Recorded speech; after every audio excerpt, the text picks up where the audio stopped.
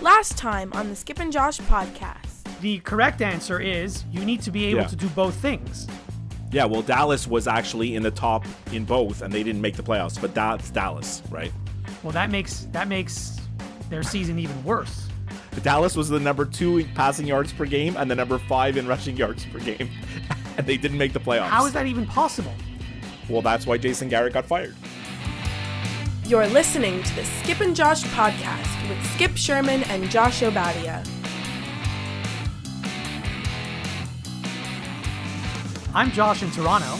And I'm Skip in Montreal. In today's episode, mailing a letter, NHL firings, and the NHL All-Star Weekend. But first, the MLB cheating scandal.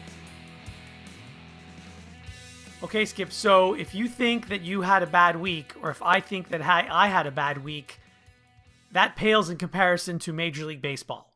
Well, Josh, I'm glad you're starting the show with Major League Baseball. I'm holding up for all the listeners watching on News Channel 8 what I predicted you would start the show with. MLB cheating. MLB cheating. You finally guessed right. Yeah, well, I mean, it was the most obvious topic this week. And there's no soccer news this week. Well, Liverpool's playing Man U tomorrow, which is a big game. But yeah, we can talk about that another time. This episode might be only baseball, the entire episode. Major League Baseball. Well, I mean, I texted you this morning and we were like, are we going to record this morning? By the way, to set the scene, it's Saturday morning. And I was like, are you up for a late night record after the football games tomorrow? And you're really like, you're like, forget that. We have plenty to talk about. And then, I mean, the baseball cheating biz stuff has been like the gift that's kept on giving like the whole week, right? Because like every couple days there was new stuff. And then even yesterday, well, now there's kind of all these conspiracy theories. We can get to that also. I don't know if you heard about some of that, but you go ahead.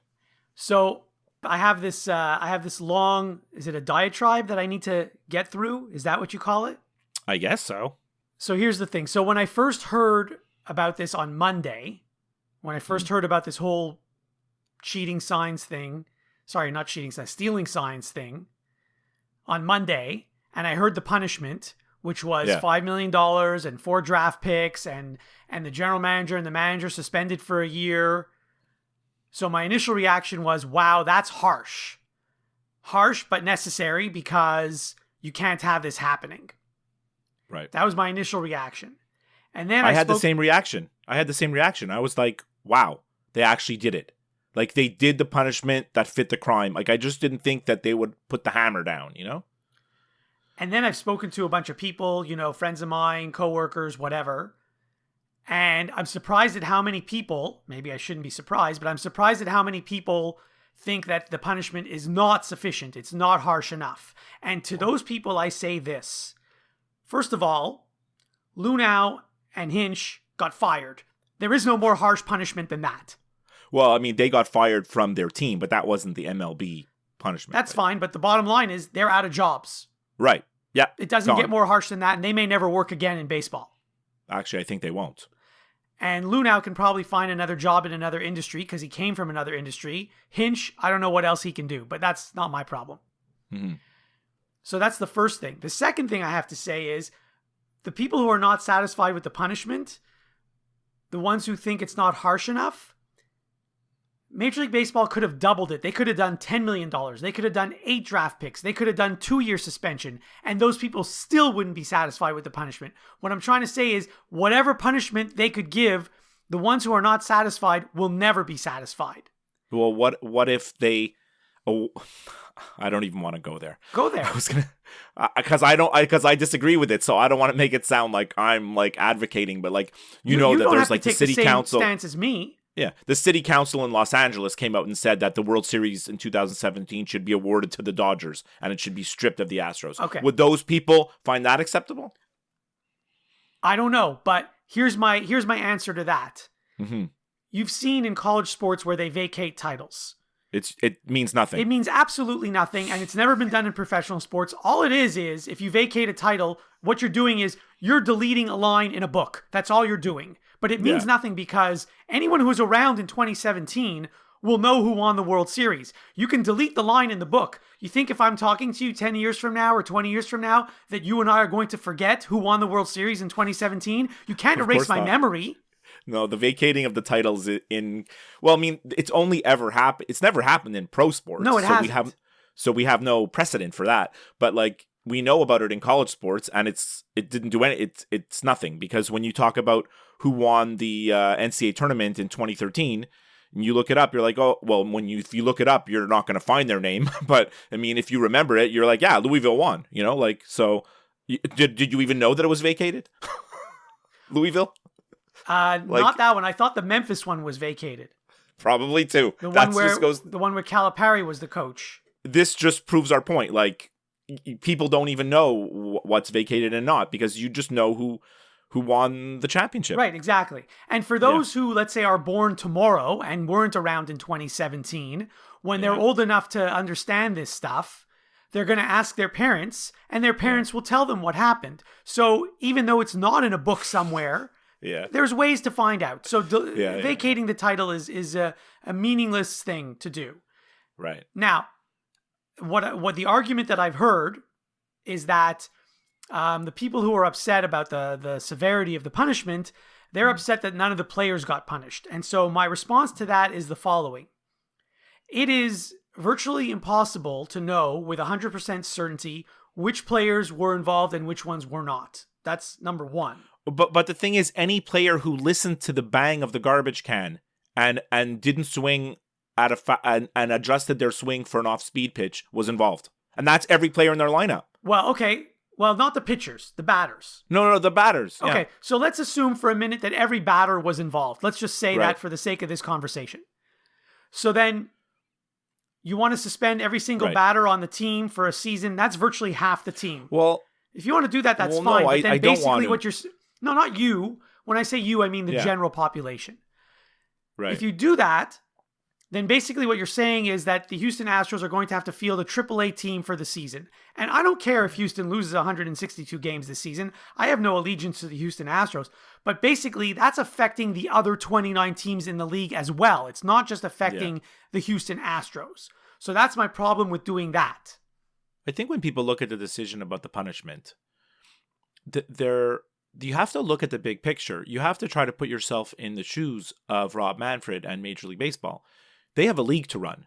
They have 30 teams in their league that need to flourish, right? There's a lot of things to consider. Like, I know it sounds corny, but like, they have to look out for the best interest of baseball, which is fielding a good season in 2020 and not letting this thing drag on and have this is what everyone's going to talk about for the next 5 years. Like, the punishment is such that no team is going to do this again. I believe. Like, they've put a strong enough punishment. It's like what I've heard it called on radio shows. It's the nuclear deterrent, right? They've put down the hammer, and then teams are not going to do this anymore. And not just because of fear of the punishment that's going to come to them. What did I tell you a few times on this show? Shame is powerful. Shame is like, it's the most powerful deterrent. Teams are not going to concoct these crazy cheating schemes because it's their legacy of people and teams and players that they have to look at. It. Like, they don't want to be the ones caught next time, doing some kind of nonsense. By the way, to your earlier point, awarding the World Series to the Dodgers instead of the Astros or the Dodgers instead of the Red Sox. Yeah. I believe that there are several teams that were doing this, and Houston so far is the only one that got caught. I am 100% with you. These players talk. And one of those teams, by the way, is the Dodgers. That's rumored to have done it. Players change teams. Players hang out in the offseason. You don't think that teams know? That's what's so surprising about this. Because aren't pitchers pissed about this when they know about it? The pitchers on the Astros. Yeah, I can't. The hypocrisy. You don't think that Justin Verlander knew what was going on? Oh, I'm sure he knew. And I don't mean to throw him under the bus. He's just the most high-profile pitcher on their team that year. But like, you don't think the whole pitching staff knows what's going on? I'm sure they knew. It's really like. Well, I mean, we should get like a sociologist on the show, or well, actually, my wife has a degree in sociology. But we should we should get like someone on the show who understands like sociology, group dynamics, because it's this kind of thing where like, you know, when like a team wins the Stanley Cup or championship and you see the parade and these people are flipping cars over, burning trash cans. Yeah. You think like this is normal behavior that these people would do if they weren't in like a group mentality? They get caught up in the mob mentality. That I feel like that's what happened with like the Astros. Like, yeah, they know it's wrong. This guy knows it's wrong. That guy knows it's wrong. The pitchers know it's wrong. The GM knows it's wrong. But they're all doing it together. So they're like, oh, it'll all be all right. You know, like I think they feel like, oh yeah, this is okay. You know, we're all doing this. We're not going to get caught, and it's not as bad as it seems. And you kind of rationalize it because you're in it as a group. You know. Here's the other thing. You know that of all the sports, baseball and cheating go hand in hand for the last 100 years. Oh yeah. Like not only is it okay to try to steal signs if you're the runner on second base, it's encouraged. Yeah. And so I get that using technology is a whole different story, and I don't think you should be able to use technology. Don't get me wrong, but it's not like this just started, you know, in 2017. Yeah. Teams have been trying to steal signs for the last 100 years. And now with technology, they've just improved on their cheating techniques. And while yes, it's true that there's no rule that says you shouldn't do this. There is now, by the way. There is now, yeah. Well, no, there has been for the last 2-3 years. Yeah. I mean, but like, they shouldn't, what I'm trying to get at is, well, the rule is like, there shouldn't have to be a rule. Like, they shouldn't have to be told that this is wrong. You should know that this is not cool, right? Correct. And that leads to another point I wanted to make, where, again, those who are saying the players should be punished, in any organization, sports or otherwise, if that organization is found to be breaking the rules, it's always the head of the organization that takes the fall. Yeah. And so Lunau and or Hinch could have put a stop to this, and they chose not to. That's why the owner fired them. Correct. Right? He's like, look, the buck stops with me, and, you know, these guys are gone. And while I don't agree with what the players did, and I assume that all the players on the roster knew what was going on, again, the problem with punishing the players is, what would you do with, for example, a player who was on the Astros in 2017, but now is on a different team? Yeah. So are you going to punish him? You're therefore hurting his current team who wasn't involved. So this is why I think it's very difficult. It's a very slippery slope if you're going to start punishing the players, because if you're going to do that, you need to punish, first of all, the correct players and all the players, not just some of them. That's why I said I think the punishment's fine. I have no problem with the punishment. And then, you know, the week went on. We're only on Monday right now. Right. Well, we might have gone to Tuesday by now. I'm not sure. I lost track. You know, and then next thing you know, Alex Cora is, I don't know, fired, let go, step down, whatever it is. They agreed to part ways. I love that. I love that term. And Alex Cora is an interesting situation because he's basically regarded as sort of the best manager in baseball, right? The most highly regarded. Everyone loves him. Did you listen to Mina Kimes' ESPN Daily a couple of days ago when they talked about this with Buster Olney? Yes. Okay. So there's a lot of insight about Alex Cora, specifically about this. Basically, like, this is what he's good at. Is not cheating, but like what he's good at is like reading pitchers and stealing signs, and he took it to another level because by all accounts, Cora was the mastermind of what went on in Houston when he was the bench coach. So it's funny, I did listen to that episode. Yeah. And they make him seem like such a good manager. Yeah. They make him seem like he was born to be a manager. Right. And you know what I've always said about baseball managers, especially in the American League? It's you can get a dog to do it. It's like the easiest job on the planet. When you don't have to worry about a double switch, you set your lineup on opening day, you pretty much make 162 photocopies, and there's your job for the season. Now, of course, it's a little bit more difficult than that. I'm exaggerating slightly, but I think I could have won the World Series if I was managing the Boston Red Sox or the Houston Astros. But that's a subject for another day. In any case, yes, I did hear that episode, and you know what? He's probably never going to manage again, but not my problem. I mean, I guess he's damaged goods. Teams are gonna. Well, we're saying that now, but in 3 years, it wouldn't shock. Let me just tell you, in 3 years, here's a scenario: he gets hired by the Chicago White Sox, and then they come out and say, "We really like Alex Cora. We think he's learned his lesson. He's turned over a new leaf, and we want to give him a second chance." And then everybody's going to be fine with that, don't you think? And I would be.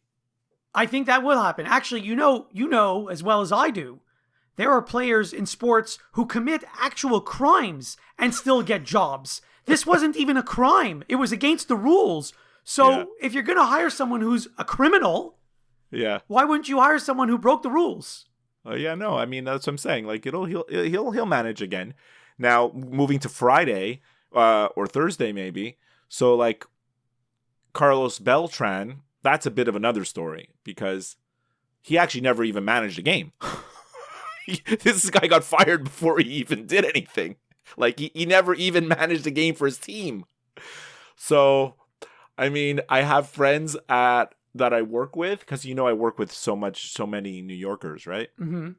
So a lot of Yankee fans there, a lot of Mets fans in there. So my Mets contingent. They were just like beside themselves.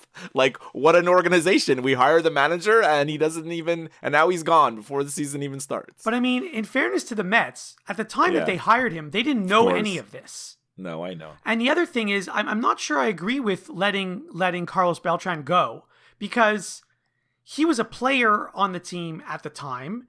And we've just established that the players aren't going to be punished. So if he was still a player, an active player playing in the league, no one would say a word. Well, he was the only player named in the report from Major League Baseball. But that's only because he's not a player anymore. Yes, you're right. The only reason why they named him is because, like you said, they can't start suspending 100 guys, right? And actually, if he wasn't hired as the manager of the Mets, his name probably wouldn't have even been named. Yeah. No, I get you. Now, have you heard some of these conspiracy theories and other stuff that's come out recently? Yes, about the buzzer that Jose Altuve was wearing under his uniform. I couldn't help but think about how we spent about 5 minutes talking about how they were ripping Altuve's jersey when he came and touched home plate that game in the World Series. Was it in the World Series or the Championship Series? No, it was the against the Yankees, I think. Yeah, against the Yankees. We spent like 5 minutes out talking about how cute it was. How he did the interview, and he said he's shy, and they asked him why, and he said my wife didn't want me to have my shirt off, right? And we thought it was all in good fun. And now looking back, it's like, oh, okay. Is there something to this buzzer business? Like, I don't know. So I believe that he was wearing a buzzer or something. I believe it. Wow. It doesn't matter what I believe, though. It only matters what can be proven. Of course. But the evidence, I saw all these different videos yesterday on television, online, whatever, where, first of all, he's holding his shirt as he's about to cross home plate. That's number one. Yeah. Then you notice, I don't know if you saw the video where, they give them their championship t-shirt that they all put on for the celebration. Yeah. He goes into the clubhouse and changes and comes back out. Most of the other players just put the t-shirt on over their uniform. But so you see, if they're tearing his jersey, right? His own team is tearing his jersey. So then presumably many of those guys don't know that he has a buzzer on. Or they all forgot at the same time. No, because I think it's that mob mentality that you alluded to earlier. They're just so excited that they forgot. They know, but they forgot about it. Yeah. Or maybe he only puts it on against certain pitchers. We don't know. We really don't know, right? You're absolutely right. Now, we're always like to be we always like to look at the numbers on the show, or at least I do anyways. And I'm a big listener of like the 538 podcast where it's all statistically based and everything like this.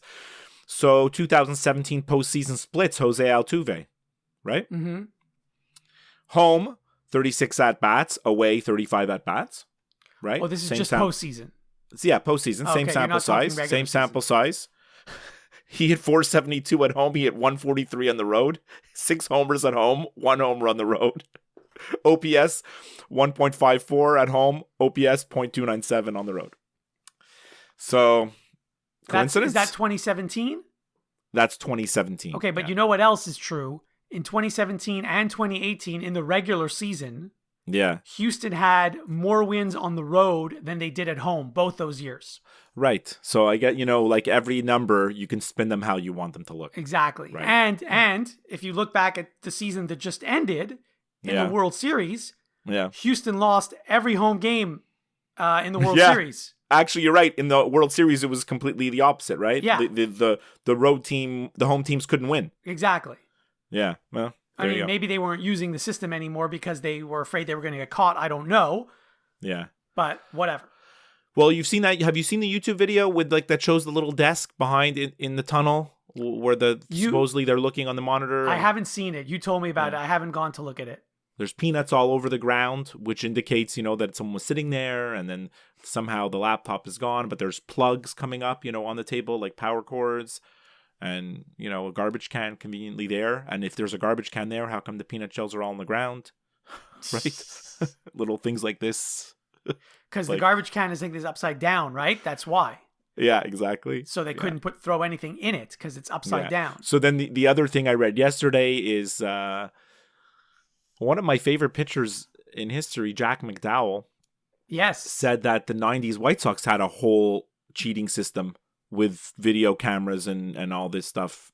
This is in the 90s, and he threw Tony La Russa under the bus.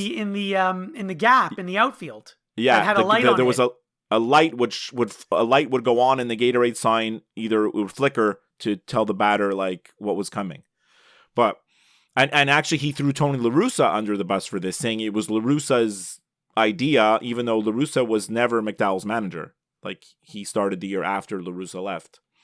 So I thought he was his manager for one season, but maybe not. Or maybe for a September call up or something like this, right?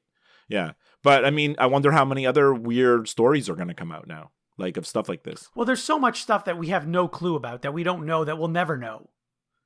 Yeah, I know. It's like, and I compare this, by the way, and I haven't mentioned this yet. I compare this to the performance enhancing drugs. You remember, I don't know if it was 10 years ago, where they came out with the list of about 90 players who were found to have used performance enhancing drugs.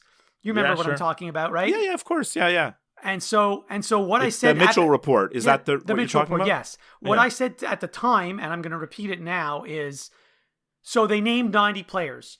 I guarantee you, there's at least another 90 players that were not named that were using performance enhancing drugs at the time, and we have no clue about those other 90 players. So for every person that gets caught, whether it's using steroids or cheating at stealing signs, there's at least one other person that didn't get caught that's doing it also.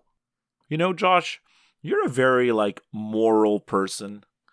You see things in black and white more than the average person, and you're not afraid to call out this is right or this is wrong. I see things as they are, and I say no. You see things as they are not, and you see things. Do you see things as they are? What do you say when you see things? So and I think I asked you this. One time, and I don't know if it was in the same context. So you've always said that in the Olympics, you think that the steroid business and the performance enhancing stuff, it shouldn't matter. Let them do whatever they want. Yes. Everybody should just be able to do whatever they want. Yes, because you can't police it. It's impossible to police it.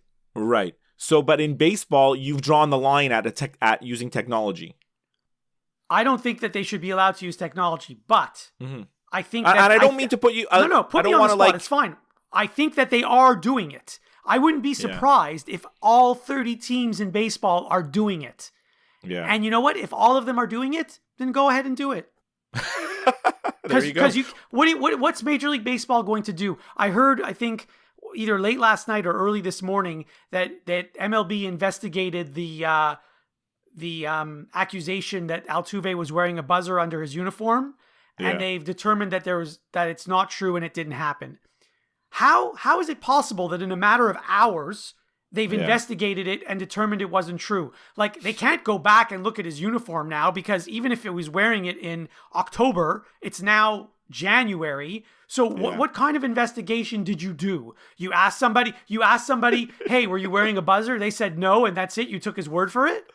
There was how that buzzer stuff came out is that there was a Twitter account that like no one ever had heard of.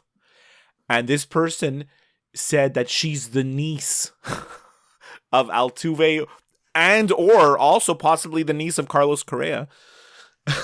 that knew that they were doing this. So you know what niece is code word for, Like no, what this is like this is their girlfriend on the road in whatever city.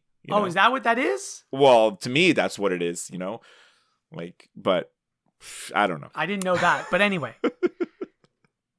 Like, how are you going to police it? Like, so you're going to have someone from Major League Baseball at every Major League game walking around the entire stadium, making sure there's no cameras or monitors anywhere, and have to do this before, during, and after every game. But I don't think that's that hard. Isn't there someone at Major League Baseball at every game anyways? Well, there's the umpires, but the umpires have their job to do during the game. They can't be walking around the stadium checking to see if there's cameras in the center field wall or something. I know, but you've seen up in the press box, the official score, there's like 4 guys there.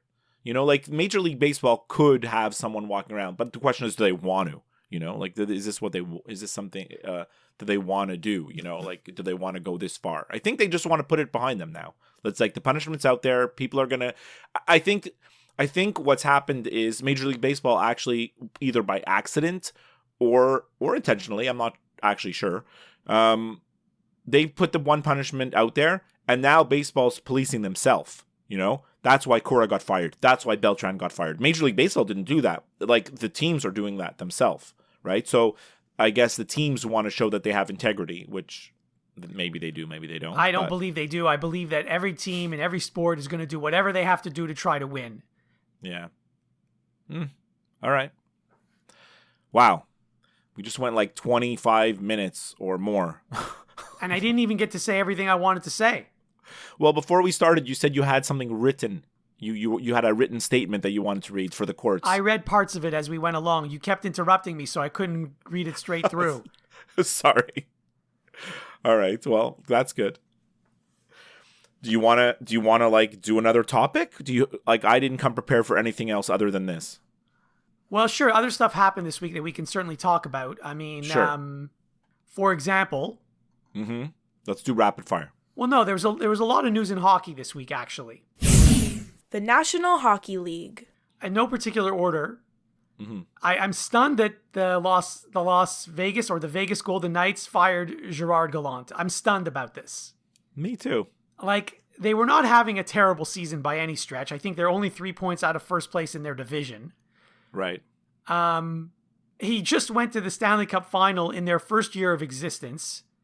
And last year, the only reason they got eliminated is because of a bad call by the refs. Otherwise, they probably would have gone to the finals again, or at least another round. And what sickens me even more about this firing is the guy they hired. Everyone on Vegas hates that guy. Who's the guy they hired? They hired Peter DeBoer, who was the coach of San Jose. Yeah. They hate this guy because of their playoff round last year. Right. He's the guy that they were all mad at the year before. Yeah. So it's like, not only did you fire a good coach and a nice guy, well, I don't know if he's a nice guy actually, but not only did you fire a good coach, you hired someone that everybody hates, who, by the way, himself was just fired like 40 days ago. Yeah. Pete DeBoer's already bounced around on a few teams, right? Well, I don't know how many teams, but yes, I think so. Well, I know he started on New Jersey, and then, so anyways, but like, when the Vegas Golden Knights came into existence, you remember, it was a couple of years ago, right? And then all of a sudden, like, they're winning games, and then everyone's waiting for the shoe to drop, and then they keep winning games, and then everyone's waiting for them. Oh, they're not going to make the playoffs, and then they made the playoffs, and then, it was a huge success story, right? There was, we do our awards for the end of the year. That was the team of the year, the Vegas Knights. They were the greatest story ever, right? All the credit for all the success that the Vegas Golden Knights had was because of the coach. Everyone said the coach brought every ounce of talent out of these guys. He meshed them perfectly. Gallant got all the credit. And now he's gone. Anyway, it's I just really think, a strange firing. You might, like, there's been 7 coaches fired, I think, this season, and you might be able to justify the other 6. But this one, no. No. No, I don't. Like if my team needed a coach, I would hire Gallant today. He won't be out of a job for long. I don't know I'm any sure team of that that. needs a coach at the moment, though. That's the thing. Well, I mean, eventually, maybe it won't be this year, but maybe after the off season and when teams sort of change directions, and I'm sure he'll be coaching for a team next season. So again, there's been a lot of hockey news this week. The other thing I wanted to mention, in no particular order, we were talking about how I said if there's any year the Canadians should tank to try to get the first pick overall in the draft, it's this year because of Alexis Lafreniere. Correct, thank you. What I didn't even know at the time when I said that is that the NHL draft in June is in Montreal this year. Yeah, it's in Montreal. So that's another reason.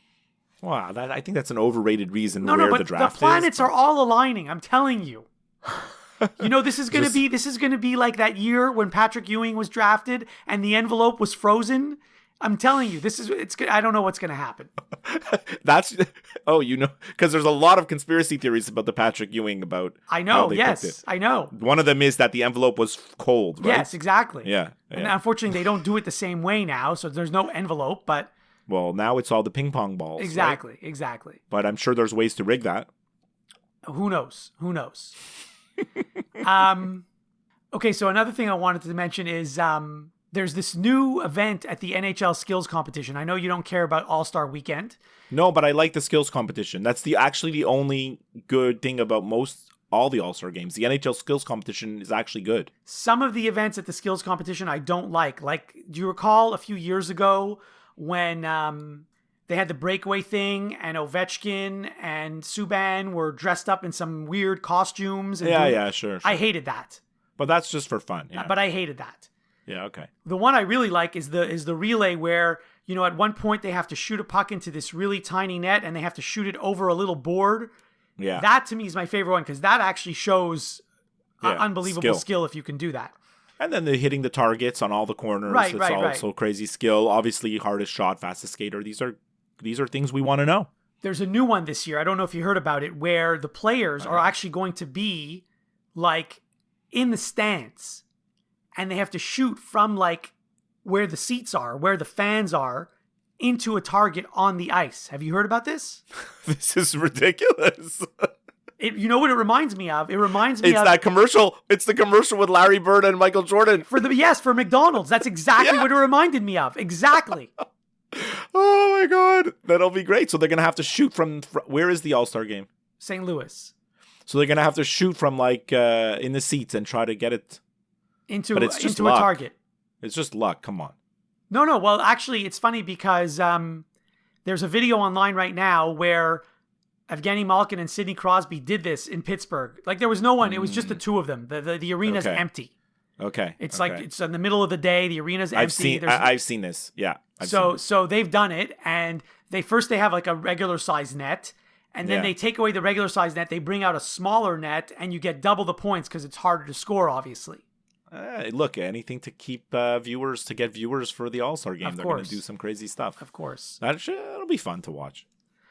And then the other thing I wanted to mention, remember in our year-end episode where we were talking about the best plays of the year, and I brought up the Charlie Lindgren save that happened technically in 2019, but didn't make it on any of the lists. Right. It was on New Year's Eve or New Year's Eve. New Year's Eve or the day before, I'm not sure. Yeah. But it didn't make it on any of the lists because all those shows had been recorded a week prior or 2 weeks prior. Right. So I asked you at the time, I said, so now is this eligible for 2020? Because technically it happened in 2019.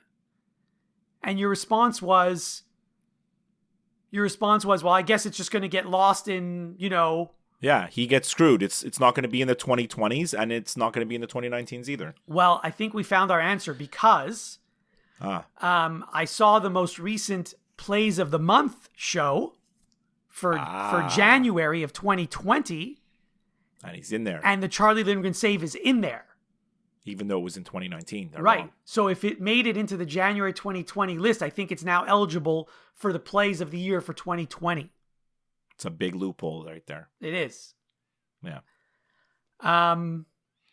I mean, we don't have to talk about Brad Marchand missing a shootout shot. That was hilarious. Well, that was interesting because you texted it to me and also someone else texted it to me the same thing, how he just overskated the puck in the shootout. If there's anyone I want that to happen to, it's him. Yeah, and of course. So, and I don't know if you heard the Philadelphia Flyers announcer. He was giddy. Oh, he was so happy. It was great. So happy.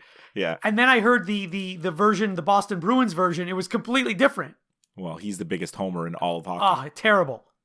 Jack Edwards. Terrible. He's literally like, he's on another, there's homers and then there's this guy. Yes. Agreed. Yeah. Agreed. Yeah. But I think at this point with him, it's like he owns it. He knows it and he plays to it. Like Yes. he does it on purpose. For sure.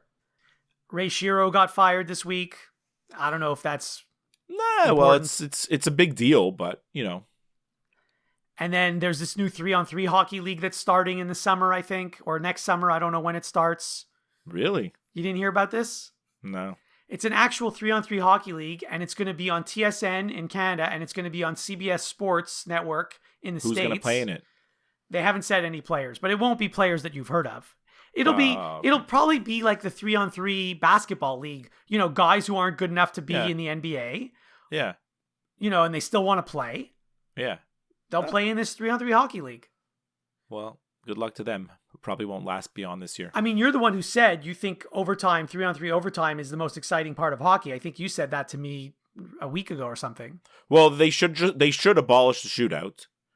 The shootout should not exist at this point because the 3-on-3 overtime is so spectacular that like and the fear of the reason why they put the shootout is because they don't want the games to go forever. Right. They don't want right. But with the 3-on-3, it's not going to go forever.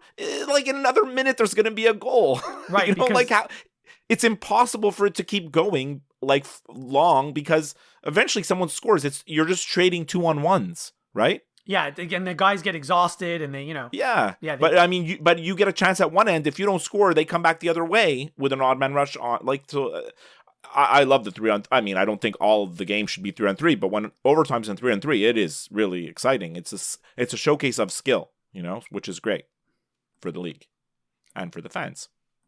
And I guess the only other thing that happened in hockey that we should mention is the whole Matthew Tkachuk Zach Kassian fight. Did you hear about this? Of course. Whatever. So this is just hockey players being hockey players and being stupid, you know, because let me say something about this.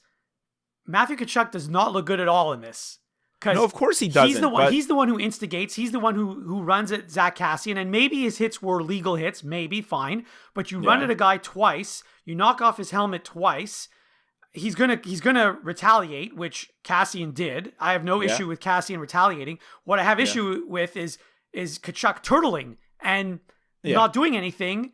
And then when they ask him afterwards, and the next day, you know, you chose not to fight. What were you doing? What were you thinking? He basically shrugs it off and says, well, you know, I'm not going to get involved with him. He's out of my weight class or something. I forget what he said. Yeah. I think Matthew Tkachuk looks really bad in all of this. He does, but at the same time, if someone on the Oilers does that, Kassian is standing up for him. You know, like there's players. How many times has Kassian took run? Kassian's one of the dirtiest players in the league. Yes, I agree. You know, I agree. Like he's the last person to be talking. How many times has he taken run at guys and he done stupid stuff? Now when it comes back, like I just find that it's like a little bit blown out of proportion. Although next time they play, it might be interesting for the fans to watch. Well, conveniently enough, Zach Kassian's suspension ends right when they're playing each other. There you go. So convenient. So there you go. Before we sign off, remember, you can listen and subscribe to new and archived episodes of the Skip and Josh podcast wherever you listen to podcasts, including Apple Podcasts, Stitcher, Google Play, iHeartRadio, and of course, Spotify. If you listen to the show through Apple Podcasts, please leave us a review. We would love to hear from you via email, skipandjoshshow@gmail.com, via Twitter @skipandjosh, or by liking and following our Facebook page. As always, you can get all the links to everything I just talked about on our website, skipandjosh.com. We leave you with this. So, do you have any other little stories, news of note, to leave the listeners with? I do. I have one thing. When was the last time you mailed a letter? We mail maybe 5 letters a year, I guess. I couldn't tell you when the last one was, but I do have stamps, and every now and then we have to mail a letter. Okay, well, so then you'll know the answer to my next question. Do you know what it costs to mail a letter from a Canadian city to another Canadian city? No. Let me guess. Well, if you said you have stamps... Yeah, but my stamps are the kind that have no price on them. You know, so regardless of when you buy them, when the price goes up, they're still good. Mm-hmm. Right? You know what I mean? Like, I have them right here. You could see. Okay. I believe. Like, they give you stamps so you don't have the price on them. But, so back to your original question, how much does it cost to mail a letter? It's more than 50 cents. It is. It is. But the funny part is, the reason I'm asking is because recently I had to mail a letter. Uh-huh. And I guess it's the first time I've done this in I don't know how long. And I expected it to be 50, 55 cents, you know. Sure. And lo and behold, I go to the post office because I'm not going to buy a dozen stamps. I only want one. Yeah. And it's like $1.04 or $1.05 or $1.06. I don't remember exactly the price. But it was more than $1. And it was a regular letter. A regular letter. It was a regular letter, and it was more than $1. And it wasn't like I was mailing it to some obscure place. Yeah, that's pretty extensive, no? I mean, compared to 50 cents, it is. But if you think about it, I'm giving someone $1. They're taking this envelope, and they're taking it potentially all the way to, like, the other side of the country. Really, it's not that expensive. Well, you know, I don't want to get into economics, but I did take economics in university, and it's like, you'd think that when business is bad, they would lower prices. That's like the common thinking is business is bad, you lower prices to get people to come back. But in this industry, it's the opposite because the business is not coming back. So they have to keep raising the prices just to survive. Right? That's the situation they're in. So by the way, I'm on the Canada Post website right now. So for one letter, if you just want to buy one stamp, it's $1.07. That is obscene. Now, if you buy like a booklet of stamps, it comes out to I think 92 cents per stamp if you buy a whole booklet of them. Mm-hmm. So the more you buy, obviously you save some money. But I just bought one, so that's why it was the price that it was. Anyway, I was surprised at the price. I paid it obviously, and I sent the letter, but it was just I just found it interesting. I want to end the show with listener mail because I didn't get to it last week. Okay, good. So I got a text from Mark in Philadelphia. He texts me all the time. Mm-hmm. But like, aside from the Brad Marchand and the other stuff, but apparently in Toronto, there's some kind of pizza box that comes with game pieces that turns into this little tabletop basketball game. Have you heard of this? I have not, and I live in Toronto. I know. Pizza brings game night to your dinner table with a special edition Raptors game box. I'll put it on our website and you can see it. I just wanted to know if you ever saw it. I might have to go to Pizza now. Really? I don't think so. And then Derek from Montreal actually sent us a note saying, hey guys, good year-end show. Loved your pick for top. He liked my pick for top TV show, which was unbelievable. And he asked if I've seen the show Succession, which I haven't, but I've heard of it. Have you heard of it? Or I've heard of it, and I haven't seen it. It sounds awful, actually. So like he the people in the show, that, the characters in the show sound all terrible. Yeah, well, I think that's the point of it, right? So he's saying it's his favorite show of the year, and we should watch it. So shout out to Derek and to Succession fans, and maybe I'll give it a try at some point this year. Okay. Who do you like? I don't want to ask who you like. Who are you rooting for in the football games tomorrow? Who do you want to be in the Super Bowl? Tennessee and Green Bay. You? Kansas City, San Francisco. That's it. All right. Perfect. All right. Enjoy the games tomorrow. Talk to you next time. Okay, great.